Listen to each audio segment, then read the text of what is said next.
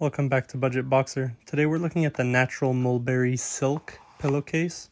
Now this is better supposedly for your hair and skin. So what we got was the gray in the small size.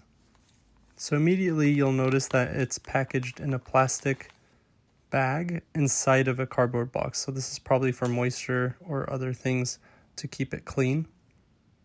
What's special about this one is that it has a zipper on the top of it. So when you put the pillow in, you're able to zip it up and secure the pillow so that it doesn't slide around or come off. So that's really nice to see.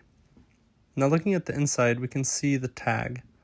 What it says on the tag is that it is fully mulberry silk.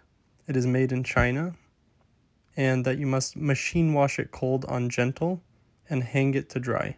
So you don't want to put it in the dryer.